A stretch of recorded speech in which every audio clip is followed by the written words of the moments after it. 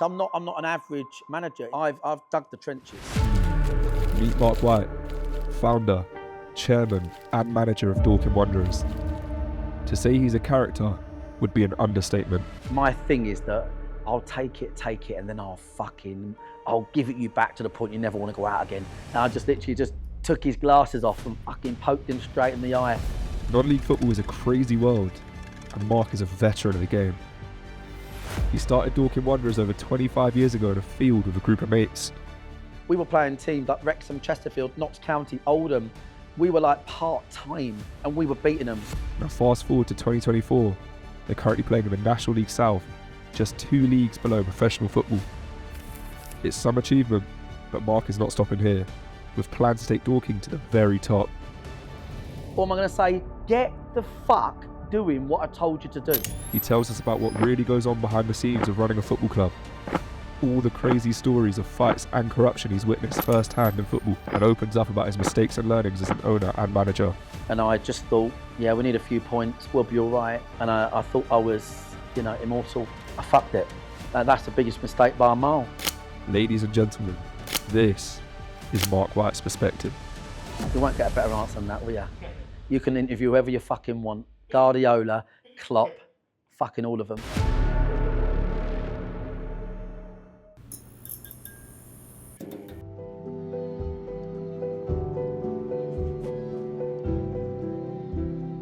So I'm Marc White, founder, owner, chairman of Dorking Wanderers Football Club.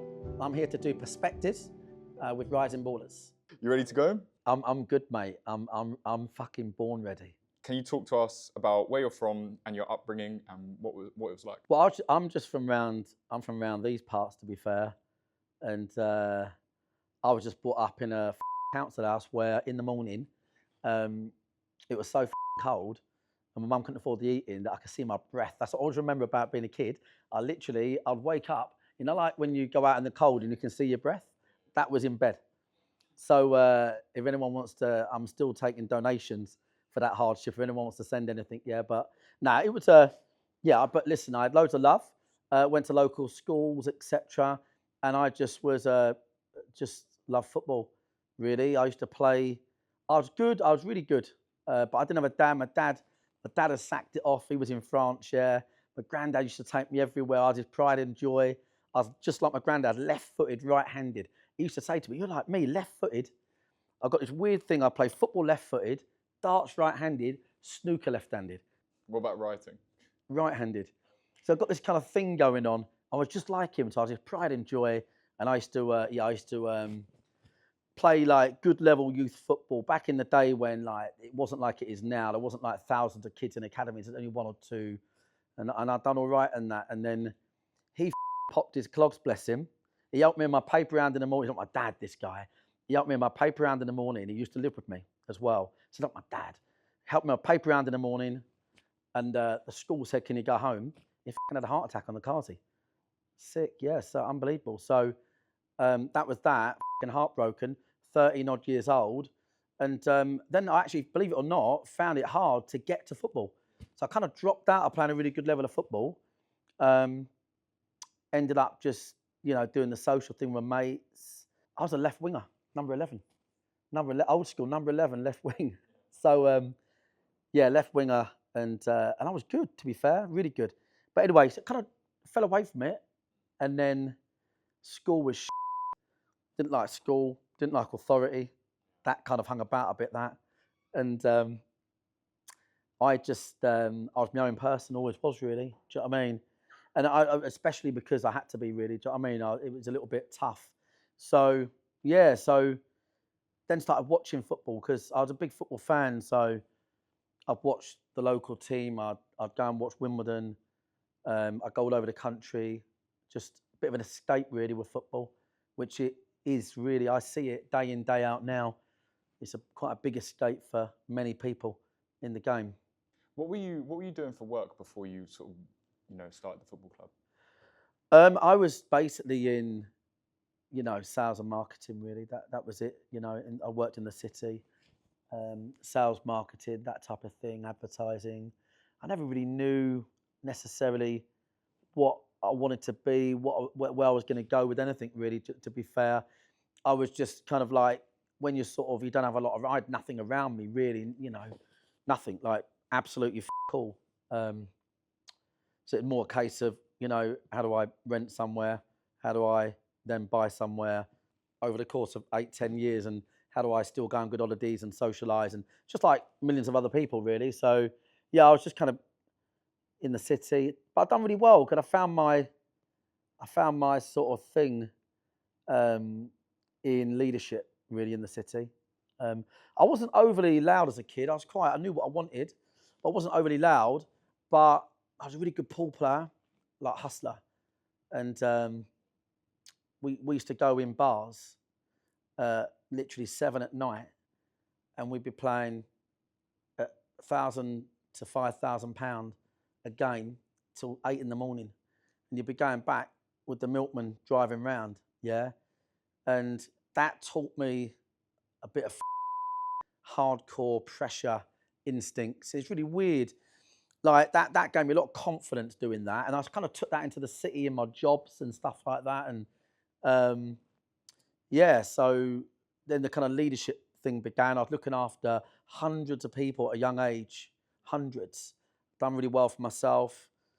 And then what happened was that you kind of got the city career here, and you got this kind of side hobby, which is literally just a bunch of mates, and it's literally it's gone like that. It's just reversed itself. Yeah, nice. I think what I find as well, like being in football, a lot of people at home don't quite understand non-league and stuff, and don't quite understand the structure and how it works. So, can you give us a bit of an explanation as to what non-league is and how it works? Yeah, basically there's about 18 steps from the Premier League to the bottom. There's about 18 divisions. That's the bottom line. And unless you get into the top 4 divisions, you're a non-league football team. And non-league means predominantly part-time, voluntary run, people trying to keep the club running. And it varies from the very lowest level, a bunch of mates, to, you know, you then get to county level and intermediate, junior. And the one thing, because I'm a massive criticiser of the FA, but the one thing that England's got that's unrivaled is its football pyramid. Because actually, unlike borderline most countries, you can go from the very bottom of football here. There is a way to go right to the top. You're doing it. Well, yeah, we're having a go.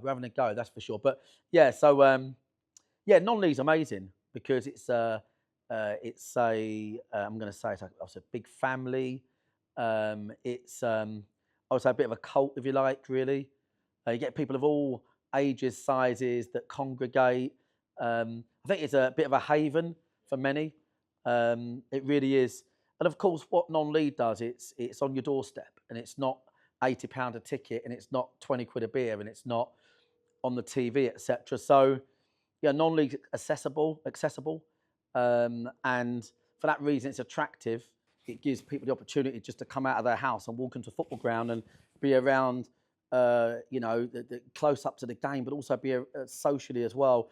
So we obviously had no fans whatsoever, and now we've had loads of games with 3,000-4,000, and you know the big thing that people say locally is that they've met other people, like, but not only, you know, but also families have met other families, and you know, so football is the cornerstone of all good communities.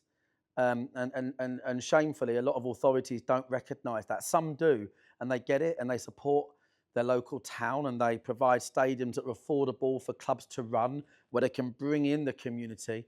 And those smart councils then also help their own economy with creating, you know, a team that can go through the pyramid and bring thousands to the local town. So it's, yeah, I mean, football clubs have always been and forever will be the hub of any community, and they mean a lot to everybody. And that's why, obviously, you hear an awful lot about the protecting, like, you know, like a football club is like a heritage, really, in a local town.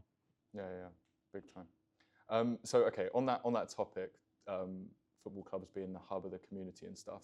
So, take us back to 1999, I believe it was. How did the club start? How did Dorking Wanderers start?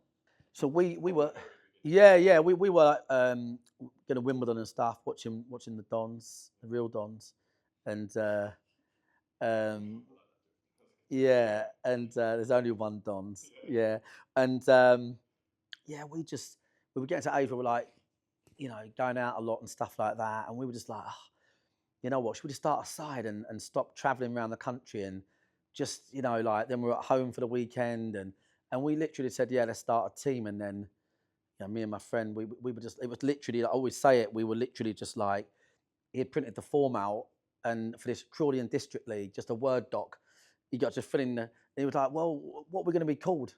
And I literally said, well, it's got to be Dorking something. And he just shouted, yeah, Wanderers. I went, yeah, that'll do.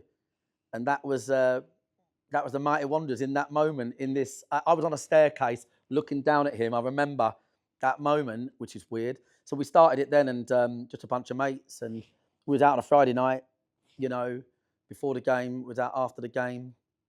That was it, really. Just pay £5 each, put the nets up, same old stuff that everyone understands. The ones that don't want to do the nets come late. There's always someone that don't pay their subs. There's always a good player that you pay it for him. Was it Saturdays you started off in? So do you know what level that was, or what step it was? The very lowest, step 17. Step 17. Okay, you're in step 17. You're putting up the nets. Take us through the journey thereafter. Oh. And you're playing at this point, which is yeah. How old were you when you started it? Oh, like early 20s. So it was just a brilliant social scene. So we'd win the games, we'd go out, there was just a huge group of us that used to love, training and playing together. End of season, we'd have awards that were like, massive parties, and we would always have a Christmas party. And we had tradition at the Christmas party where every single year I would go out and buy every single person a gift that absolutely ripped the fuck out of them. And I used to literally wrap them up, and we'd have a Christmas dinner every single year. From year one, this was. And these are things we don't do now that I miss. Because as now you're doing all these pros and that, but I'd literally wrap up all these presents, and as I was wrapping them, I'd still be laughing, right? And then I'd stand up, and all the players would bring their girlfriends, and they would be literally fucking shitting themselves. Because the rule always was, you've got to wear or use whatever I get you, right? And yeah, so we'd have we'd have things like that, every year, Christmas parties, presents, end of season awards, every Saturday night out. And then we'd win. And we won things. And then it really is a cake. We just got used to winning. And we just started enjoying it. And then I kind of feel like in me, I don't know whether it's the old pool player in me or just the nature of me. I was in the city. I was in a targeted environment. And I just wanted to keep winning. And yeah, we just got an appetite for winning. We played on the council pitch where literally we just had to mark it, put the nets up. And then about 4 or 5 promotions in, whatever it might have been, we then had to put a rope around the field. I think after another couple of promotions, the council said, look, you can't use this field anymore, because we then had to put in a path. We then needed our own changing rooms, not shared, a T-bar. So then I had to go around the whole of Dorking and try and find somewhere to play. And we found a field. And the guy said, look, he's had no power, no water ever. He said, but if you want to try and do something with it, you can. It's owned by Fields in Trust.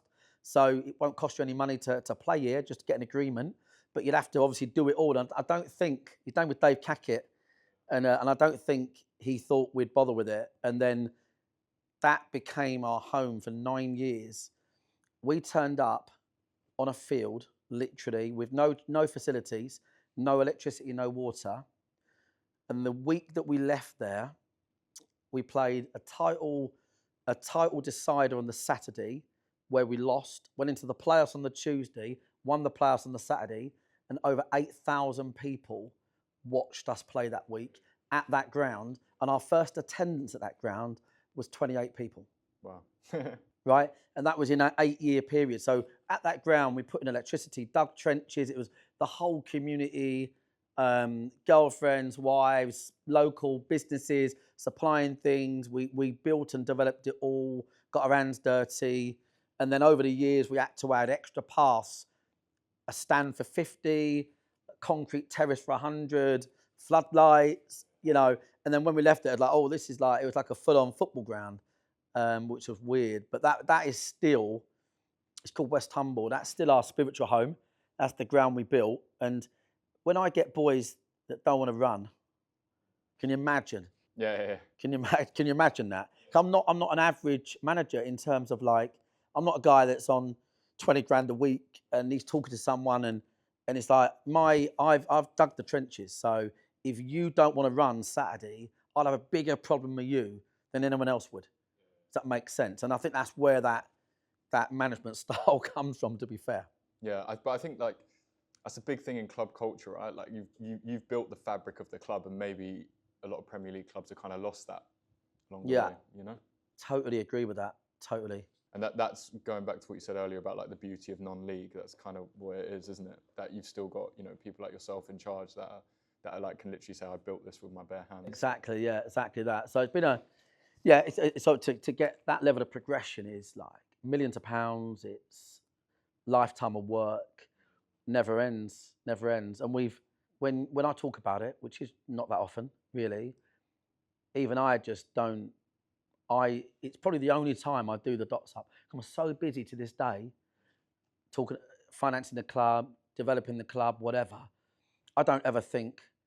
I first came to friendly at a local school where I had loads of rabbit holes. We didn't have a goalie, so one of my best mates went in goal, who's never played football in his life, but he was just over 6 foot, right? Wore a manky old kit that we'd borrowed, yeah. And we were running out at like Oldham Athletic on TV, Notts County on TV. We played like 3, 4, 5 TV games now, like, but at stadiums like that. And I have walked out, not Meadow Lane, 10,000 Wrexham we played, and I've walked down. I'm like, it's just gone off a bit. You know what I mean? You do look at it and think, wow, remarkable story. Obviously, loads of people have contributed, not just me. You know? Yeah, for sure, 100%, man. So, what point in this journey did you sort of like give up work and go full time? Or have you always just been balancing? I've always balanced everything. I've had to, you know, just to generate income. You know, in life, I've just had to graft beyond belief. I think most people get that. Yeah, I've just had to work non-stop. Yeah, okay. So you've just been like running businesses and things like that outside of the club continually throughout? Yeah, completely. But obviously, we've got loads of people around us now in the club, loads of great people. We just got a brand new chief exec in. He's a volunteer, brilliant guy that's helped taking us forward. You know, you are only as good as your people. It's like anything. You go to a shit restaurant, might look great, but the bloke running it's shit, the rest is. And so, yeah, we've got amazing people around us, but it's a continued hard work. So what does like your day-to-day look like? How do you balance your time and things? I just get up early, Starbucks, Cobham services every day, 4:30, 5 o'clock, Jamie, when you've not even fucking thought about the day. So you get up quite late then? Yeah, exactly, yeah. What, that late? He's not on our level for us, Steve. No, it's fair enough. Yeah. You get up 4:30 every morning? Yeah, latest. What time do you go to bed though? Yeah, 9:30, 10. Weekdays, obviously, but yeah, you're lying. Yeah, no, that's true. You're getting on. You need to go to bed. No, it's true. That is true. No, joking. So what? 9:30, 10. You're up at 4:30, 5. Yeah, but I mean, listen. It's like, it's. I'll be honest with you. It's not that's actually a necessity. Like I'd love to say because I choose to, because I'm a warrior. But I'm quite aware that more sleep probably wins me extra years of my life. Definitely. Yeah. So you're gonna last fucking ages, Jamie. Wicked, man. Okay. Cool. So, can you sort of take us through like the timeline of things? So, you've built this ground now. What level were you at when the ground was sort of established? So we went from the council field to West Humble, the one we built from scratch. Went there as a county league team, County 3, County 2, County 1, Isthmian 1. So we got 4 promotions there in our 8 years. And that's kind of the theme of the club, is 1 promotion every 2 years. And then we came here, town centre ground, backed by the local authority. And then we've had 2 promotions here.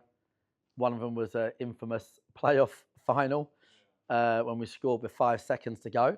Yeah, all thanks to a flare, right? Yeah, which is magic. But that was. I bet that fan feels like a right lemon. I know, someone around there is telling their grandchild that, aren't they?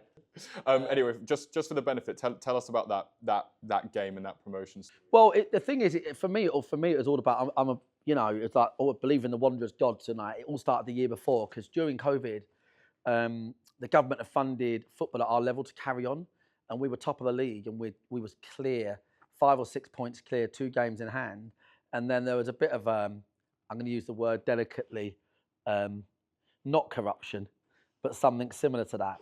That went on, and we were wronged, and the league got cancelled when it never should have done. It got cancelled against the rules of the league itself. We had a big dispute with the FA, lost because the FA have rules where they say they can win everything. Anyway, so we were flying, looking like getting promoted. Then it got called off, and we were devastated because that was our real season. We had a brilliant team that year, and then the next season, we were like at the top flying, and then we took an ACL to our striker. Broken collarbone to our striker, ACL to our best winger, another couple of injuries, and we just finished in second place, and we had to go into the playoffs. Anyway, ended up in final. The rest is history, really, but Ebbsfleet took the lead in the 93rd minute, took the lead. So cue all their fans going ballistic. And when you watch the video back, it's on a bunch of amateurs, our YouTube channel, and all you can see is the fans going mental, their management team going mental, and one of their fans in the celebrations lobbed the flare on, a red flare. There's a picture of it that is just iconic, and the referee, he's just added that time on with a bit of VAT, and Barry Fuller is just, when I watch it back, I think, how did that happen? He's just, our right back's come inside on his left, smashed the ball. He never does it ever. Left foot, striker's gone up, Rutherford. And then one of our players that had been here, and I always think about it as a sort of a kind of like effigy of what the club stands for. Someone that had been here 6.5 years or something, centre mid has made a box run from nowhere to slide the ball over the line. 5 seconds to go, right? And you've never seen bedlam, because this place was like 4,000. It was bedlam, kids crying, hugging each other. And we went on to win 3-2. And I just thought at the time, like, apart from, again, how many local people in our shirts, but I just thought at the time, like, it was just like, somebody somewhere said, like, you deserve that one off the back of the year before. Do you know what I mean? So that was our most famous promotion, I think, just because of the context of it. It's more of a general question. How does the club generate revenue? It's a big topic in non-league. Clubs are struggling. How's the club generate revenue? Well, so we're fortunate now. We've had so much exposure through a bunch of amateurs and Rich, who does a great job there. Plus, we was on Welcome to Wrexham, and we had sort of half an episode there, and of the status we got to in the league. So in the last 2-3 years, we've had this kind of like this public interest in us, which obviously means we're able to get better commercial deals, which is great. But up until that point, it was just every local company we could. And what we tried to do, my big tip it's a few tips actually, but obviously you need to make, I can just write a fucking book on this. I literally could write a book. Football grounds have to be a place that families can go to, because that is the target market. It's families, it's single mums with kids, that affordable football. It's parents, single dads, whatever, families that can go somewhere safe. They don't want people smoking weed, or they don't want people. It's true, right? Like, I go to games now, and 1 minute I'll read the chairman 6 months before going, we need more people to come and watch us. And I go to the game, and it's like, just not the right environment. Like, they don't know their target market. So you've got to engage the local community. You've really got to make sure it's well run. You need to advertise for volunteers so it can be well run, because believe it or not, loads of people want to volunteer. There's loads of people that want an engagement in their lives.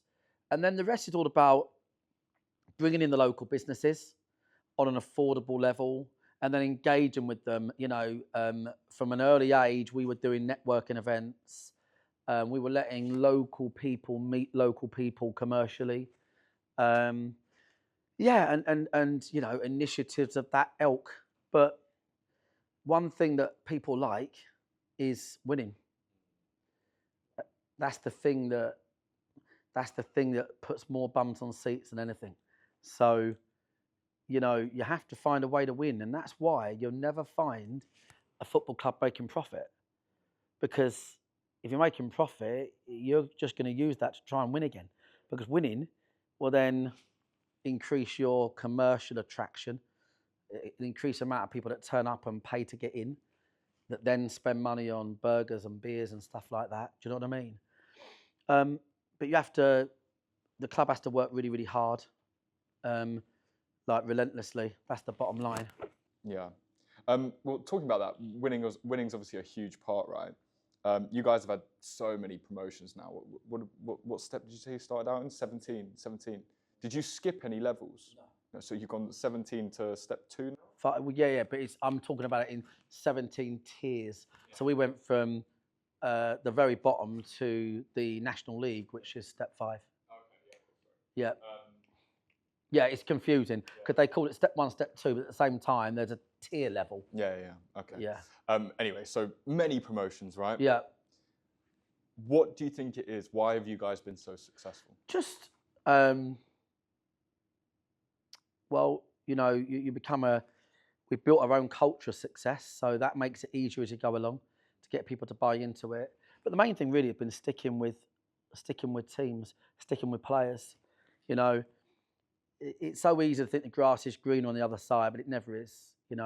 Far rather boys that was a 7 out of 10, in terms of ability, but a 9.5 out of 10 in terms of love the club, love the project, than boys at a 9 ability, but just take or leave what you're doing. You've got to have you've got to have people around you, like that is the bottom line. And I think if you look back, even at the highest level, all the greatest teams in the world have had that, like Liverpool in the 80s, like United in the 90s. Alex Ferguson was winning leads with Ryan Giggs playing centre mid. He was a winger. But he'd go, yeah, he's playing centre mid today. But he had all of his lads that played for him. Even Man City to a degree now, they've had this core of their team. You've got to have a core of a team, and then all you should be doing is bolting off and bolting on, but always retaining that core. That's the one thing you've got to do. You were relegated last season. Yeah. Was that the first time? Yeah. First ever relegation? Yeah. Can you talk us through that? What was the experience like, and how did it feel? Well, I genuinely thought I was immortal to it. I really thought it would never happen to me. That's the truth. I've never said that before, but it was really weird. It was a good example of where being the owner made me make the wrong decision, because there was never more than 3 to 4 points between 12 teams for the majority of the season. So, and we had loads of injuries, loads of problems. We had literally a whole team missing at one point. But because it was such a tight league, and I just thought, as the owner, I thought, yeah, we'll get a few back. Our aim is only to stay in the league anyway this year. We'll consolidate. Whereas if I was just a manager, I'd have been going, mate, if I get relegated, I'm fucked here.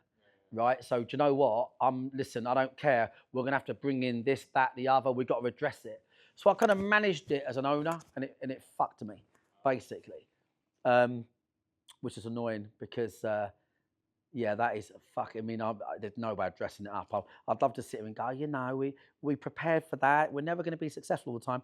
I actually thought we were, and now it's kind of like trying to do that thing like a heavyweight boxer, the 2-time world champion, which gives you that sort of, you go from being knocked off your pedestal to then going, I'm a fucking 2-time champ, which is even more kudos than being a 1-time champ. And that's where we are. That's in our heads. My head. You can tell, yeah. Was it Rochdale away, the final game of the season? It was a Willstone on the Thursday before it. We had a weird Thursday game, but we went from the Willstone game on the Thursday to Rochdale in a manky hotel, and we had like a post-mortem. We were just like, I can't believe it's happened to us. But, I had a few Wallies in the team that didn't really fit the culture. I didn't deal with it quick enough. I think if you're the manager, ultimately it's your responsibility always. And sometimes mitigating circumstances, injuries, but there was enough controllables that I should have fixed it. There's definitely enough reasons to sort of like give myself a day off, but equally there was enough controllables that I would make it my fault. I see. Have you been tempted to sack yourself? Nah, well, no, I'm not joking, really. I'm joking. No, but everyone says it all the time, but you know, I think that sort of like Truman Show, for those that have watched the old film, kind of like is the attraction to a degree. In the league above, we were part-time. I mean, I don't even, like I said, I've got a load of excuses that give me a duff. We were playing teams like Wrexham, Chesterfield, Notts County, Oldham. We were like part-time. And we were beating them. We beat loads of those teams. We had phenomenal days. So we were already pushing water uphill. We weren't ready as an infrastructure off the field. So that was the real issue. But there was enough controllables that I could have saved our status. Yeah, I see. Okay, cool. So we're filming this early October now. How's the start to this season been? Similar to the end of last season, really.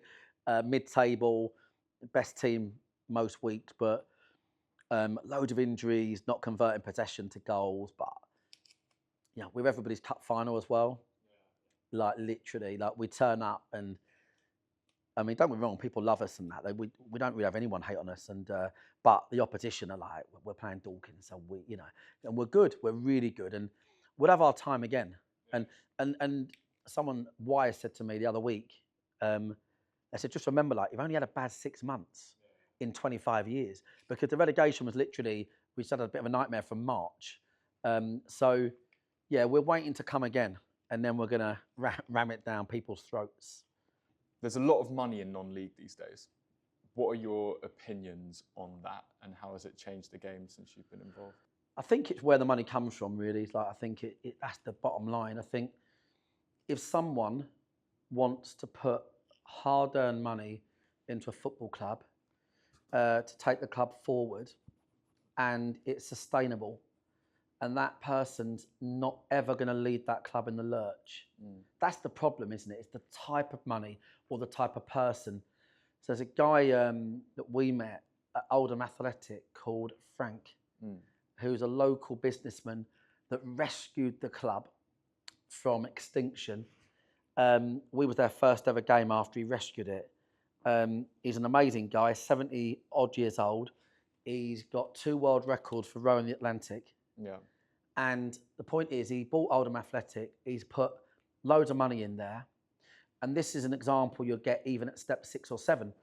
If you've got a Frank, a local businessman that thinks, I want to see my local town do really well, and he's got it in his blood and he's never going to leave them in the lurch, it can only be a good thing, as long as it's spent wisely. But what you don't want are the clubs where they're spending £200 on the left back, but there's dog shit around the pitch and barbed wire, and like it's just not run properly. The pitch is like a BMX track. Yeah. Do you know what I mean? You know, so I think it's just like, if it's the right money and spent in the right way, invested in the club, the facilities, putting down artificial pitches at lower leagues is essential to bring in the local kids and community. What do you think about like the player wages and things? I think it's all right, you know, like because these boys are giving up 3 days a week. You know, if I'm, you know, step 6 again, 2 whole evenings, a Saturday all day, you know, by the time they've, you know, paid their fuel and, you know, they're probably on about £2 an hour. Yeah. So I know there's obviously, you know, exceptions to the rule, and there's always someone overpaid in any walk of life. But I think in the main, non-league footballers are kind of doing it for love. And if they're getting £100 a week, when they net off their time and money, fuel, there ain't a lot left. Yeah. So I'm kind of all right with it, to be fair. It's no secret that you have a very direct style of management. Do you think it's possible to be a successful football manager in the modern age without laying into players? No, but you can, but no, in general, but you have to have a bit of everything, that's for sure. Do you know what I mean? Like, so if I'm someone that's a modern coach, in every way, coach in terms of leadership style, coach on the field, technical, I know a few, they will still have a 20% of them that will pull rank and get what they want. I think there'd be very few successful managers that, you've only got to look at the type of people on the sidelines in the Premier League, very few successful managers that don't rule with an iron rod. And I actually think it's because it's a micro sport. If you think about it, it's a micro sport. People say, like, I'm a big darts fan. People say, like, darts, oh my God, that's really difficult. I'm like, well, not really, because it's one fucking arm, one dart, one board, one motion.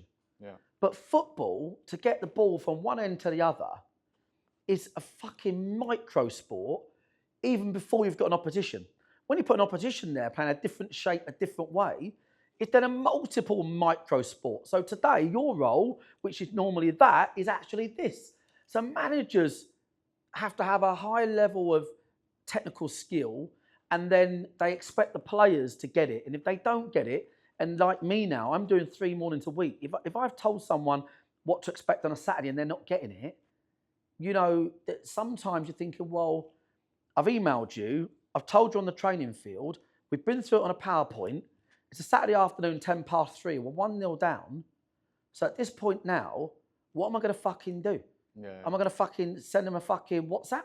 Or am I going to say, get the fuck doing what I told you to do? And so it's in that moment when you're managing micro situations that most managers will be firm and strong, because the buzzer's gone, the red light's on, the live button's there, and you win or losing is dependent.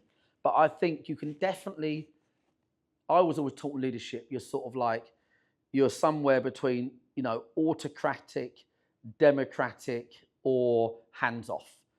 And they used to say, right, what percentage would you be? And I was like, yeah, to be fair, my autocratic part is probably about fucking a fair 60, 65%. In modern world, that'd be 15, 10%. And for the last 15 years in business, they've been teaching people that being hands-off and having a coaching technique is the key to success.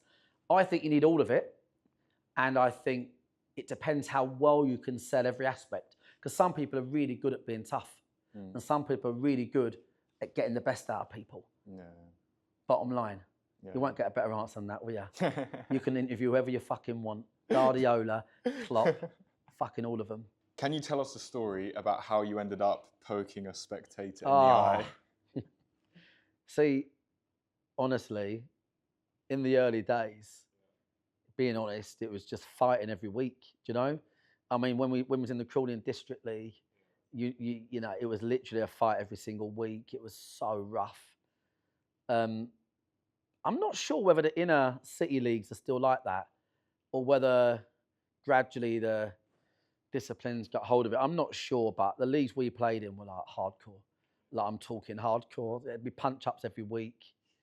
But the point is, we came from a level where we had to scrap every week, like properly scrap, like bloody noses in the changing rooms, you name it, knives pulled out in changing rooms. We've had it all, right? And so as we went up the leagues, and to this day, it's the same. So when we're playing in big clubs, we're like, we retain that same principle of, if you upset us, we're going to fucking have a problem, you know, because we're the underdog. We're Dorking Wanderers. We've come for, this is how we've always been, and we'll never ever sell out to, you know, to these ways. And that particular one was like, when you got into like the county league, you'd have 120 spectators, pass round pitches, but no segregation. So people would always come and stand next to your dugout, you know? And like, what you get is, you get some people every now and then that would just go next to the opposition manager. And this guy was just on at me all game, you fucking wanker, you fucking this, and insulted me the whole fucking time. And then, you know, I'm well known for my goal celebrations. If I've been getting shit, I had it earlier this season, actually. This season, I was getting just fucking, and we scored, and I fucking give him some. Because I love, my thing is that I'll take it, and then I'll give it you back to the point you never want to go out again. And I've fucking given it, and he's fucking like this, and he went, you fucking. So, you know, you fucking wanker. And I just literally just took his glasses off and fucking poked him straight in the eye. Yeah. I thought, you fucking wanker, coming to stand next to me, having a go at me. Do you know what I mean? Like, these people that go to games and abuse or racist or all these different things you get in football, I'm like, mate, not on my fucking watch. If we're going to do that around Dorking, we're going to fucking let you know about it. Yeah, obviously they went fucking mental, the club. They called the police because obviously technically I'd assaulted him. Yeah, listen, I mean. What year was that? Oh, mate, I'd say 6, 7, 8 years in, do you know what I mean? But we had loads of things, we had loads of problems like that, to be fair. Like, disciplinary record weren't great. I'm not, do you know what I mean? It's one of those really like, I don't know. It's hard to defend actions like that, if that makes sense. But yeah, it was us v them. Always has been. So what was the conclusion of this? So the police got called. I assume you got they got called them, but they never turned up. Typical police, didn't bother. They was probably fucking online nicking people for, you know, online tweets or something. No, they never bothered turning up. But it was all good, and we, you know, me and the chairman had a laugh about it at the end.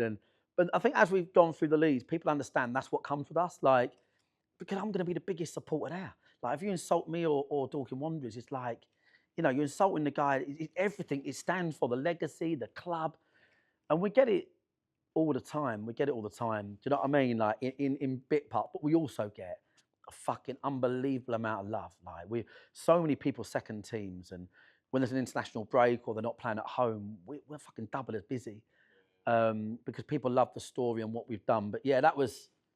Listen, we had a lot of stuff like that over the years. We've you know, there's been so many incidents. Me and Peter Taylor, the ex-England manager, got sent off for coming to blows nearly. You know, like that's where it went through the years, and you know, there's been so many incidents and stuff like that. But all of it is in the same category: is that we're going to piss around our territory.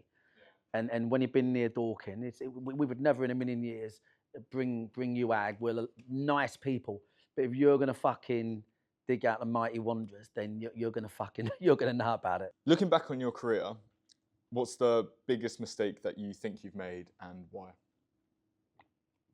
It's just a relegation bit. I fucked it. I had a few dickheads in the team that I should have got rid of, and I had a load of injuries that I was hoping would return, and I just thought, yeah, we need a few points. We'll be all right. And I thought I was, you know, immortal in that situation. And then that's the biggest mistake by a mile, bottom line. So I've now got to go and try and do it again and be the 2 times undisputed promotion champ. Cool. You've been running a football club for 25 years. In your opinion, how has football changed in that time? I think the principles of the game in non-league are the best thing about football. That is what I'd say. And I think everybody for that reason. I think what I've hated about football, believe it or not, is I've hated how it's never been appreciated for how brilliant it's been to bring together cultures, races. Because I think football is the most inclusive sport in the world. And I know firsthand from the changing rooms I've been in that, you know, it's such a fucking haven.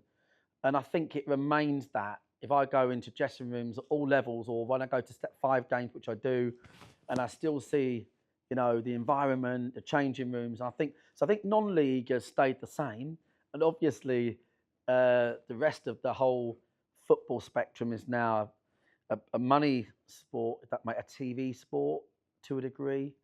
I do think, if I'm honest with you, I do think that the bigger clubs are making a comeback. I think if I look at some of the modern stadiums now, like White Hart Lane, Spurs is like, you know, go there with a family, like social atmosphere, community in there, like, you know, on the high road.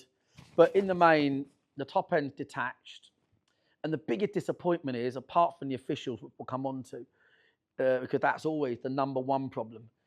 The biggest issue is just that a lot of decisions are made for the rest of football by the Premier League, including the rules of the game. The laws of the game continue to get changed to suit the TV sport. And then you've got Bob, the referee, who looks like he's got a football stuck up his T-shirt because he's so fat, right? Who's running around on a Saturday with no linesman, trying to judge whether, something was this or that based on a new rule. So the biggest change I've seen has been the laws of the game and the officiating. There's no fun. There's barely any fun in officiating. We used to have officials that stunk of booze.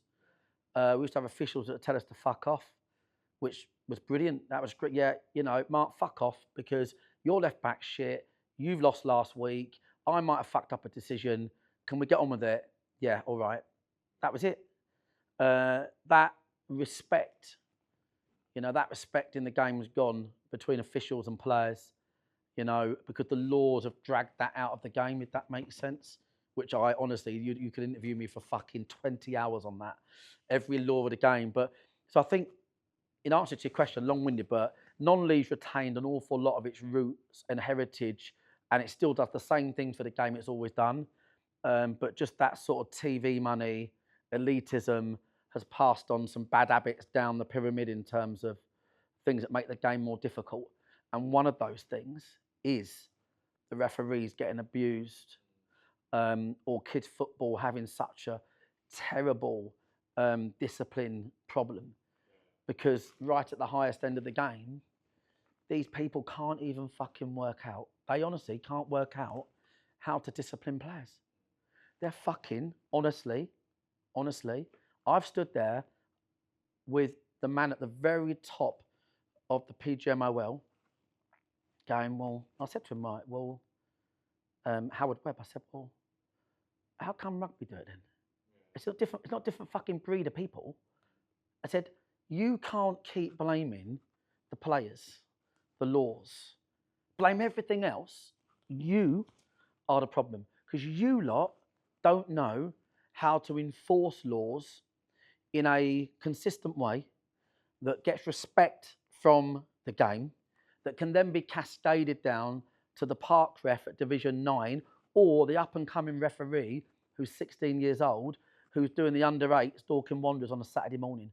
So the top of the game is a really bad example for the rest of the game, is what I would say. What would you do if a Premier League club offered you the manager's job, but you had to leave Dorking completely? Completely. If you hadn't had the last word on there, that'd have been fucking well easy. You could get another manager but still own the club. But I mean, no, that's okay. I would do that. I would do that for sure. There's a couple of clubs I would love to manage. Go on. Sunderland. Oh yeah. Yeah, Sunderland. After the documentary or another reason? No. Sunderland. I don't want to fuck off any other club, by the way, by saying this, because I'm just a football lover. But I like the clubs that have got them supporters that would do anything to be successful. I want to, but maybe they're in that bracket of perennial, a lifelong Sunderland fan, if you like, is, for fuck's sake, promotion, relegation. No, listen, I would do it as part of the journey for me and the club, because all I want to do is raise money to help Dorking Wanderers. And if that is, that'd be a good way of doing it. I definitely rate my chances, of steering professional footballers to success and dealing with all the little things that you see that you think, come on, that's easy to deal with. So yeah, I'm available, and also I'm not on contract. If you had been managing England during the Euros, do you think you would have taken the team further than Gareth Southgate? Well, the only answer is yes. Yeah. I mean, Gareth would go down in his lifetime as the most successful England manager that we ever know, probably. And it's so easy as a manager, talking about a manager, to know how much, how insulting it is to say, oh, he should do this, he should do that, because his record speaks for itself. But ultimately, I'd be lying if I didn't say, that's fucking strange Cole Palmer didn't play all the matches. Really strange Jack Grealish didn't travel when all the teams we were going to play would have been in low blocks in that group. And Jack Grealish probably would have unpicked them or won a few free kicks. And there was some, we took an injured left back. You know, there were just some bizarre things. But you know what? Managers have their own nuances and they have their own things that they do that work for them. Gareth was all about a family. I think outside looking in, you had to fit into his mould. And that's fair enough. But I'd have won it. 100%. I'd have fucking won it all day long. I think he plays some players. I won't name names that wouldn't get in my Dorking Wanderers team for their attitude. Yeah. Anyone who watches your stuff, Jamie, that they can maybe comment on who that might have been. But there'd have been players in that team that I'd have said, get the fuck out of here. Because they shouldn't have been weren't playing well enough. They were playing because they were maybe first or second name on the team sheet. But yeah, I'd have won it. Mike Bassett style. Like, you know what I mean? Yeah, double-decker bus going down the M25. Everybody smoking fags. Yeah, just smoking, literally. Champagne. Do you know what I mean? And yeah, Freddie Flintoff. You know, celebration, you know, weeks on end. But yeah, if you're an England fan, though, isn't it? If you're an England fan, like you are, it's fucking hilarious. And it's obviously, it depends how old you are, right? But like as an England fan, like, so my thing now is, yeah, not interested. Not interested. This is like literally me. Yeah, nah, fuck that. Nah, fuck that. Well, they're going to win that game. Yeah, fuck that. Not interested, yeah. Nah, we'll never win it anyway. We always fucking fail. Never. Quarter-final. Nah, not really interested. No, not really interested. Okay. Semi-final. Nah, fuck that, fuck that. You know, fucking. Then he starts it. Finally, like, right, fucking, this is it. We're gonna do it. This is it. Fucking, this is it. We're fucking here. Don't sleep for 3 nights. Right, we're all going out. Here we go. This is it. That's what me and my mates were like, right, all get together. We've watched England our whole lives together, and through the disappointment, we've ended up almost been like half sacking it off, you know. But then all of a sudden we're like, right, get together. My mates were going, come to this box park, do this, do that. No. I need to watch it with my friends who have watched every England game with my whole life. We all got together. And then they go home going, fucking hell. It's fucking happened again. It's happened again. Do you know what I mean? What is the craziest story you can share from all your years in non-league? Like I said, I've seen people walk in changing rooms with knives. He walked in. He offered out a lad in the shower with just a knife. Just said, like, me and you. Yeah. And the lad he had nothing on. He just went, all right, well, just let me fucking get changed then. You know, he's like, literally like, give a fuck. And I remember who he is. And yeah, crazy things like that. But we've had fucking a traveller camp invade a pitch, get a game called off on Shetland ponies. We've had. What? Yeah. Talk us. Wait, what? No, we had there was a traveller camp in the Croydon district. The kids just got on these Shetland ponies, just invaded the pitch, wouldn't get off. What, during a game? Yeah, during the game, that called off. Yeah, we had a game once where the referee had to be part of the opposition because the ref didn't turn up. So we had to ref one half, he had to do the other, and they were 1-0 up, and he blew the whistle at 23 minutes in the second half. So like that ended up going to the FA. Oh mate, we've had so much crazy shit. To be fair, there's a lot of crazy shit over the years. To be honest with you, what's been like the best piece of shithousery you've seen or been a part of? I love the shithousery. Not so much shithousery, but one story was that I've never fucking said this before. Yeah, but like we used to have a secretary who was off his fucking chops, right, all the time, and it was quite a good level of football. First game of the season, and we're 2-1 down. I can never say where we are. We're 2-1 down, and then someone scored 2. I'm like, fucking yes, celebrating, yeah, blah blah blah blah blah. And as I'm celebrating, I thought, he ain't fucking signed on. He ain't signed on. I said, literally, I'm behind the dugout. Is he signed on? He goes, I don't think he is. Right? I've had this, yeah. So I said, listen, do me a favour. I said, right, when I ask who scored, just give somebody's name that is signed on. So we gave a different name and fucking got away with it. But I can tell you now, like we've had things happen to us that I can never talk about, that I will one day, because otherwise I'll be implicating myself and other people. But there's a lot of good people in football. That's all I say. There's a lot of people out there real football people that help you get by, but like Shithousery is like we could write a fucking book on it, to be fair, like with different things. Like we had a team that wanted us to start a game with like 8 players. It's a night game under floodlights, and we were travelling in cars, and a car got stuck in South London on the way, and the manager was in there to the ref going, look, you can start with this many players. Just being a proper, like, what a loser to want to start. I mean, kind of respect it and not all in the same go, but so we took the pegs out the net and launched it in the sea. The sea was like behind the goal. Yeah, but I mean, honestly, there's a million things like that. What, so the game can go ahead without the Well, you pegs? had to delay it because I had to go and get the fucking net back before we turned that. And then as it goes... You threw the actual net? Yeah, the whole fucking thing. Yeah, I think the net was sort of half over a wall and half fucking in this tide. But like, yeah, we've had shitloads of things. I love the one, and it actually is fucking... to this day, I love the goalie going down injured when you need to do a timeout. It's fucking brilliant. We had it last week even. Like, we've gone down to 10 men, right?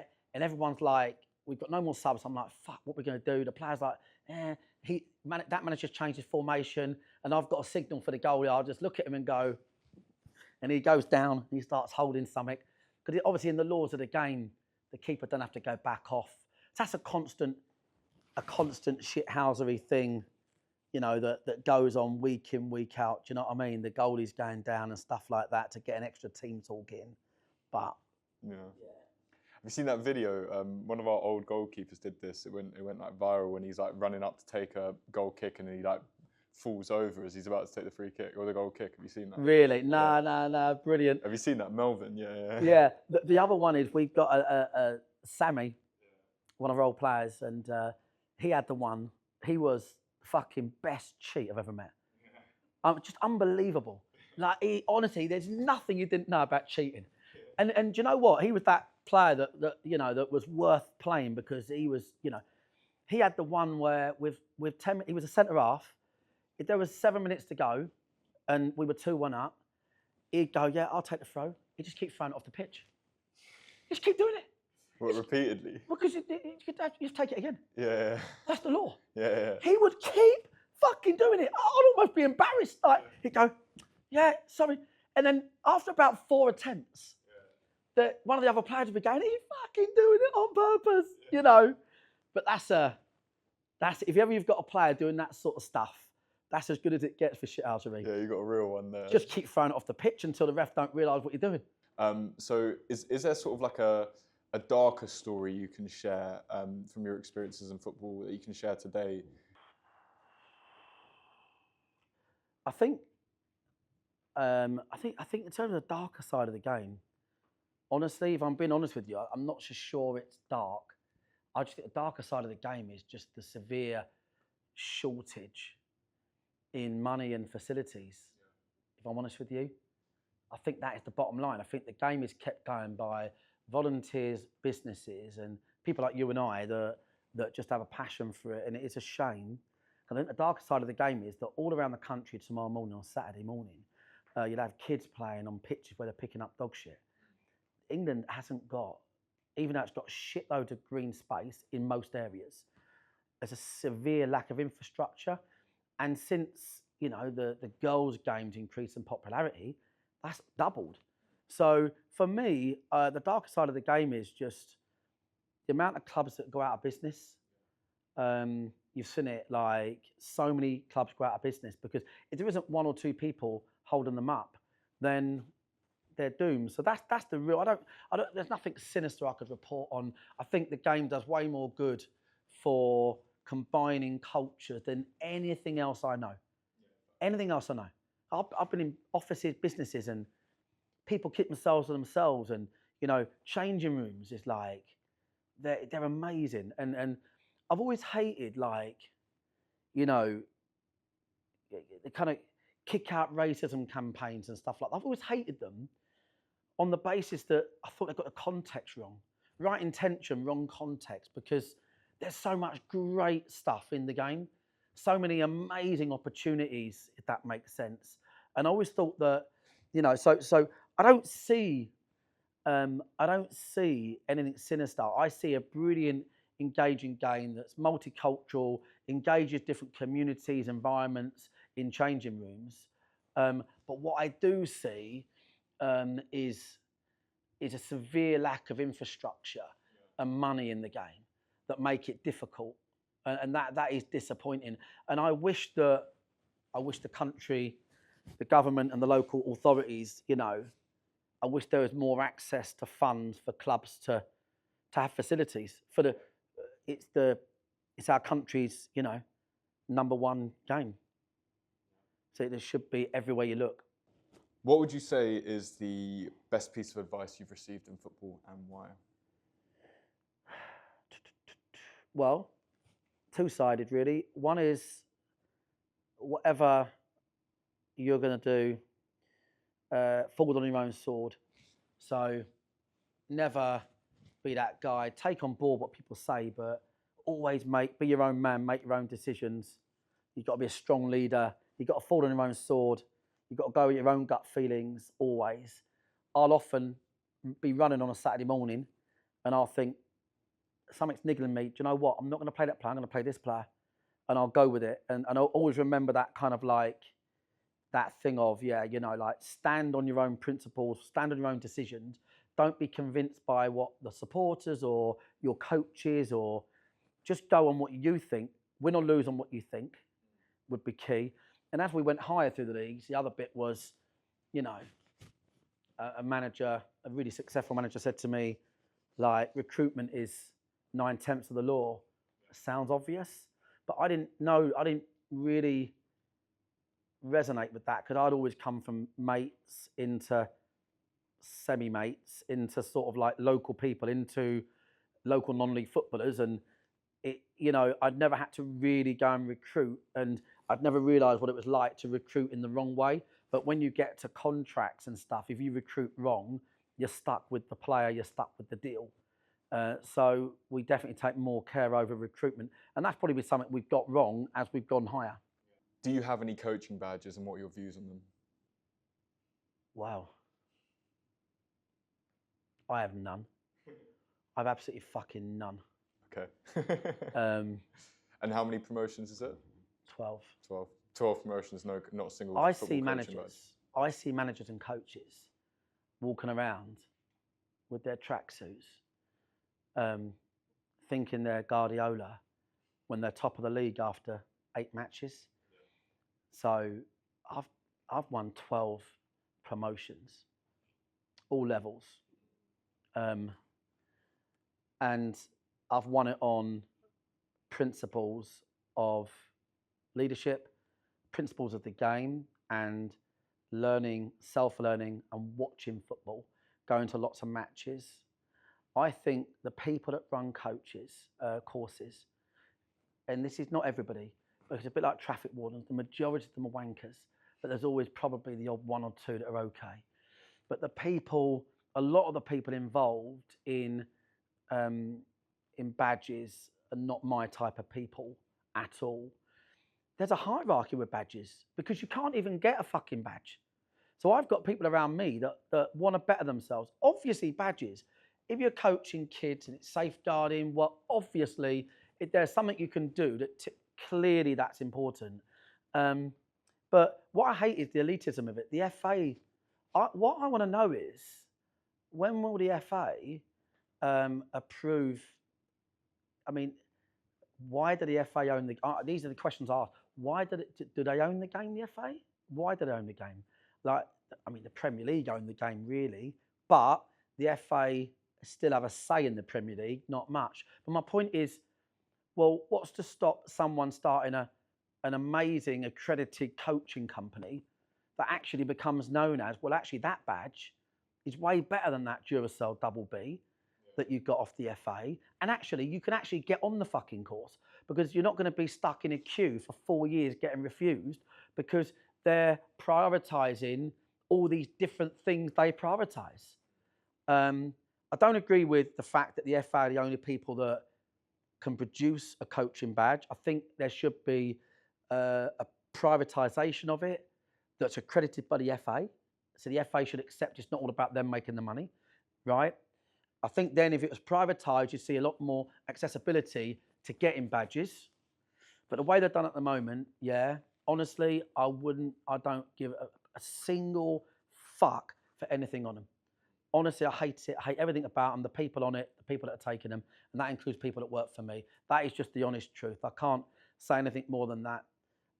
Because see, football, I said about it earlier, right? It's a micro sport. It's a micro sport. It's a micro sport to the fact that you've turned up today looking a bit tired. And I'm thinking, fuck, you're like one of my key players today. Fuck, well, so how do I get you motivated, switched on from there? I see the things they teach under sevens now. My son's in the under sevens, right? And he ain't gonna be a fucking pussy. I tell you that now, right? Yeah, right. Mark Berbatov is his name. Yeah, right, okay. Yeah, right.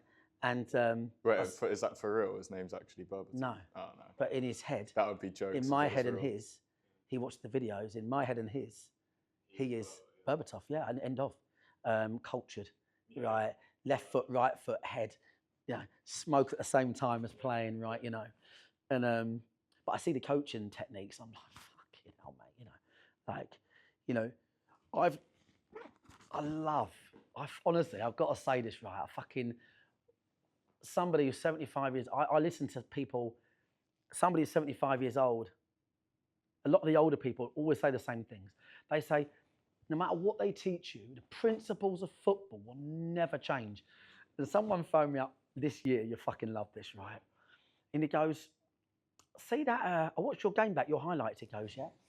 He goes, I won't name the player, he goes, yeah, tell your player, he goes, that was zonal marking, tell him, in the history of football, space has never scored a goal, right? And you get these little sayings and you think, do you know what I mean? Like, and I've had other managers that have talked about, I remember Big Sam, I've done his podcast and talking about the principles of the play in terms of the territory. And there's things in football that modern coaching get lost. They really do get lost, But I guess that's why we love the game, innit? Because so many opinions. Someone else would be sat there thinking, shut the fuck up, mate. What do you know? I'll tell you what I know, son. 12 promotions. That's what I fucking know. What does the future hold for Marc White and for Dorking Wanderers? Well, I basically, it's just, it's me, the volunteers at the club, the supporters, our shareholders, we're part fan-owned now. And it's just about us finding a way of our club getting into the Football League. Like, we want to break all records. We want to be the 2 times, 3 times heavyweight champion, because there's more weight attached to what we've done than a team that probably goes from League 2 to the Premier League in some respects, because we've done it from getting our hands dirty. But we need to find a way. We don't have a way. Every person out there involved in a football club will understand that it is a constant battle to raise the revenue that you need to keep clubs afloat and progress. So the future will be that we will not stop fucking trying. We will not stop trying to evolve and be successful. And we'll never sell out. We'll never think we're all that. We'll never not swear in an interview, because we've always sworn. Why the fuck should we stop now? Why? Well, that's not really good, is it? For the kids, the same fucking kids that listen to you swear every day of the week, we're not going to sell out on how we do things, but we're just going to battle through, and we have to be the underdog. We have to be, no matter what, with where we've come from, because we was 11 mates with no fans, paying a fiver, putting the nets up, and going to the pub. That's what we were, and it'd be great. There's no benefactors. There's no fucking nothing. It's been a genuine rags to still rags story. That's the bottom line. So we're just going to keep cracking on and keep upsetting the odds. Hopefully, yeah. So my question for the Rising Ballers audience is, some people think about being successful. Some people talk about it and some people do it. So my question for you would be, how hard do you work? How hard do you really work at getting what you want? Did you have a chance to read through the questions? Yeah, I did briefly, James, because obviously you do everything last minute, don't you? So, do you know what I mean? So We were early though. I fucking knew it. I was fucking fuming. I feel, oh no, oh you fucked me now. I used to sell hot dogs at school. Yeah. I used to sell hot dogs. Fair play. And I never talk about his shit. You might have said it. And the headmaster said, like, you know, Mark, he said, this school's had enough for you. He said, riding. I was really good on a bike. Yeah. Like BMX, like really good. You're riding around on your bike and your motorbikes, thinking you're all that. I said, honestly, I just don't give a fuck. I said, I literally don't give a fuck. That was it.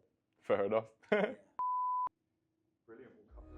Done that before, and look, let me just check the website.